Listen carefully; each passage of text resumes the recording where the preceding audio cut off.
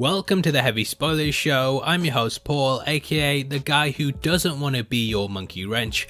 And what sound does a gorilla's doorbell make? King Kong. We're already off to a terrible start with the crap jokes, but nothing's gonna stop me smiling as Godzilla Vs Kong is finally out on HBO Max. Throughout this video, we're going to be breaking down the ins and outs of the story, its ending, and discussing the super secret surprise villain that was shown in every trailer for the film. Obviously, there will be heavy spoilers here, so if you haven't had a chance to check out the movie, then I highly recommend that you check yourself and check out now. Smash that thumbs up button if you enjoy the video, and don't forget to subscribe to the channel for breakdowns like this each and every day. With that out of the way, thank you for clicking this. Now let's get into Godzilla vs Kong. Okay, so there's a lot to unpack from this movie, and I will be doing a slight recap to discuss the major plot points, as I feel you need to know them in order for the ending to make sense. However, if you just want to skip ahead, then time codes will be linked below. Now, the film itself centers heavily around the Hollow Earth. This is a real-life theory that first hit the mainstream back in the 17th century after Edmund Halley theorized that Earth had an almost onion-like structure with several layers to it. Though never proven, the theory still remains popular in conspiracy circles and is something that makes the basis for this movie. In the titles for the film, we discover that there was an expedition to Antarctica in 1926 that unearthed its existence. After the people who participated in it disappeared, the event was quickly declassified by the government, but they've kept a close eye on it as there exists a powerful energy source within its cavernous tunnels. It's theorized throughout the film that this, if harnessed, will be able to destroy Godzilla, and it sort of becomes the MacGuffin for the boring human subplot that gets in the way of the two titans of terror tearing each other limb from limb, which, let them fight, yeah, that's all I want to see. Now, the movie picks up 5 years after the events of Godzilla, King of the Monsters, and we join Kong, who's currently living in a simulated Skull Island at Monarch Outpost 236. After the Skull Island mission that took place in the 70s made his existence government knowledge, he's been placed under the protection of Man and Woman. Overseen by Eileen Andrews and her adopted daughter Gia, who can communicate with him through sign language. Sorry, gorilla sign language. He's lived somewhat of a peaceful existence until he starts chucking trees about. This is something that we saw him doing in his solo movie when the helicopters first arrived at Skull Island, and it's a pretty crap Easter egg that I don't even know why I bothered including. However, linking back to Skull Island, we learn that Gia is actually the last of the Iwa, aka the tribe that we met in that movie, who lived somewhat of a symbiotic existence with the creature. Now, because he's an Alpha Titan, the organisation know that this puts him in direct competition with Godzilla, and thus they've kept him shielded from the monster. In the build up to the film, a lot of people wondered how Kong would end up going toe to toe with the monster due to the size difference. Many of them, my wife included, often say that size doesn't matter, but there was some people scratching their heads over how he would be a formidable opponent. However, we do learn in the movie that Kong has continued to grow, and that the dome is becoming too small to stabilize him. Now, in these 5 years, the shadowy organisation Apex Cybernetics have managed to build a gigantic robotic titan known as Mechagodzilla. Using the head of the Ghidorah that we saw at the end of King of the Monsters, Ishiro Serizawa's son Ren has helped to perfect this titan-killing machine, and he's able to telepathically control it through neural link-ups designed by Apex. In the build-up to the film, it was said in the leaks that there were a lot of similarities with Pacific Rim, and I feel like these moments especially ape that film.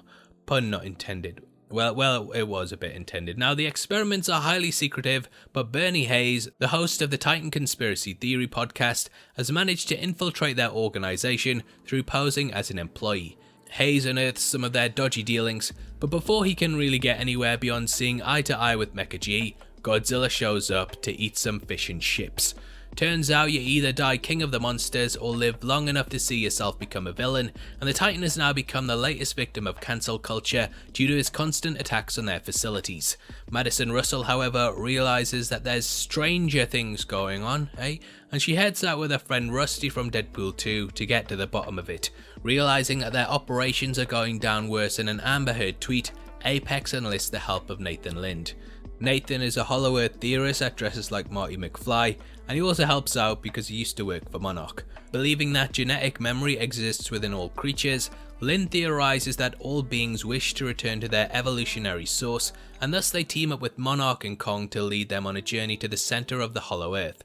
Now Kong is taken across the ocean, and on the way we can see that the character is sedated by giant green canisters which are strapped on a collar around his neck. This is actually a callback to the original Versus film between the pair, in which the humans used a similar sort of liquid in order to sedate him. Now it's on this voyage that Godzilla arrives for the Showdown at Sea that sees him not only beating Kong, but also most of the Monarch and Apex vessels. The first battle doesn't disappoint, and you can see why they put so much hype into this fight, as it's an awesome action scene that feels fit for a king, Kong. Up until this point, I feel like it was the best scene in the Monsterverse, and by far was worth the waits and delays that have seen this film pushed back several times. When discussing this scene with IGN, director Adam Wingard talked about how he wanted to pay homage to Jaws in several ways, and we see this not only with Godzilla's dorsal fin soaring through the water, but also the boat that he pulls under with him. Shot similar to the barrel scene, it forces the humans into freeing Kong so that he can not only protect himself, but also them. The battle goes underwater, and Godzilla clearly beats Kong, making my boy take his first L in a long line of them. However, the humans disable the engines on their ships so that the G-Man thinks that they're destroyed, and Godzilla retreats. Realizing that he'll come back as soon as they start them up again, the humans carry Kong across the sky in what is a reference to the hot air balloon moment that appeared in 1962's King Kong vs Godzilla. Along with Kong, Monarch enter the Hollow Earth and find an almost prehistoric landscape that's similar to Skull Island. Due to the ceiling and ground both being parts of the Earth, there are severe gravitational anomalies, and the Hollow Earth is protected with natural forces similar to Kong's home. Elsewhere, Madison, her buddy Josh and Bernie manage to sneak into the Apex facility because their security is absolutely terrible. It's worse than my best mate Riddle Richard's antivirus protection, and I don't mean on his computer. I said, hey, you having that? Now here they discover Apex running combat simulations against Skullcrawlers. Their continued testing alerts Godzilla once more, and he travels to Hong Kong to attempt to destroy the manufactured Titan. In the Hollow Earth, we're introduced to new monsters including Nezuki and also Warbat. The former is a giant winged snake that we see two of getting their butts handed to them after our boy does some kung fu. The latter are large bat-like creatures that attack him inside the giant tomb that's there for his species. This showcases some of the skeletons left behind in the war between the Gojira and Kong over the millennia, and also teases at their great rivalry. Now this used to be the Kong's home, but since they died out, it's become somewhat of a shrine. Along with the history lesson, Kong also gains an axe, the blade of which is made from a Gojira dorsal fin. Capable of being charged by the energy source, the activation of this is sensed by Godzilla, who blasts his way through from Hong Kong into the Hollow Earth chamber. Kong travels through the crater, and in the city they fight it out, which leads to another amazing action scene. It's like a live action rampage fight, and it overall elevates the movie to be the best in the Monsterverse saga so far. I definitely feel like they brought everything out that they could to make it so that the fights felt impactful throughout, and though the human parts slightly bogged down the overall story, these bits really shine. What doesn't shine though is my boy Kong, who takes another solid L, and with Godzilla weakened, Apex's CEO Walter Simmons uses the Hollow Earth's power to fully charge Mechagodzilla. However, this backfires and Ren is killed due to the overcharge, which allows the consciousness of Ghidorah to take over the machine, and it murders Walter during his bad guy monologue before it ventures to the surface to avenge its death. The humans manage to revive Kong, and Gia convinces him to join Godzilla's side without a Save Mothra joke in sight. Now the tagline of the film is "One will fall," and I do feel like this was slightly misleading, as I was half expecting a death, but obviously these monsters crush it at the box office, so Warner Brothers don't want to destroy what is quickly becoming their tentpole franchise. In the control room, Bernie, Josh and Madison help to short-circuit Mechagodzilla, and Godzilla powers up Kong's axe, which he uses to destroy the mechanical monster.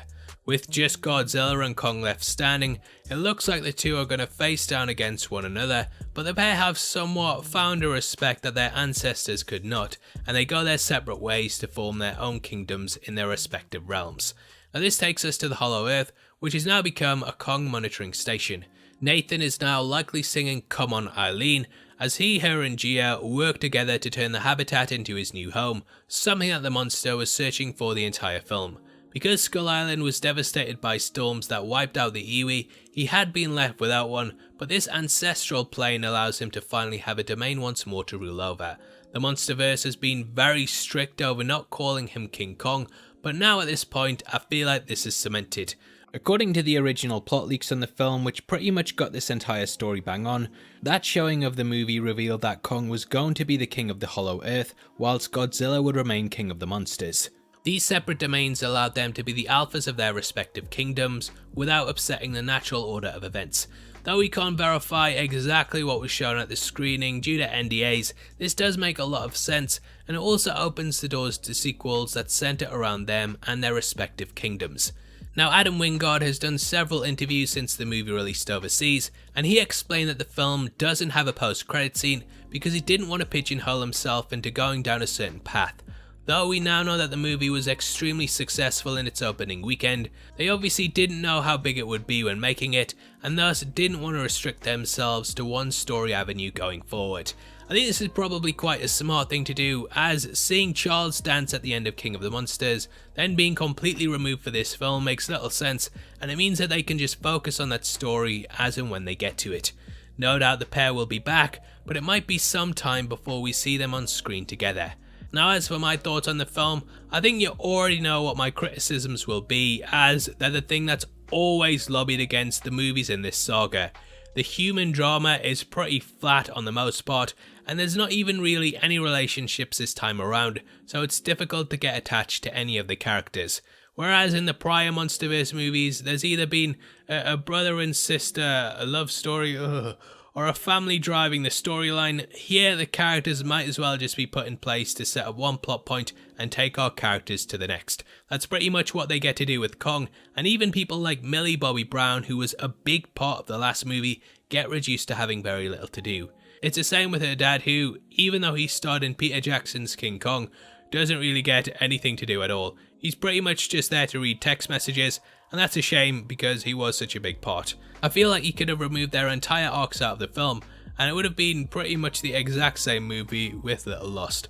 However, saying that, I just want to say congratulations to the team for all the monster scenes and action moments. They really saved the film in my eyes and completely elevated it. Every time Godzilla and Kong are on screen, they're just dynamite to the movie that makes it exhilarating to watch. Your heart's pumping, you're on the edge of your seat, and these scenes are the best that we could have got. There's several bits where I was expecting Martin Scorsese to pop on screen and say this is cinema because it works so well.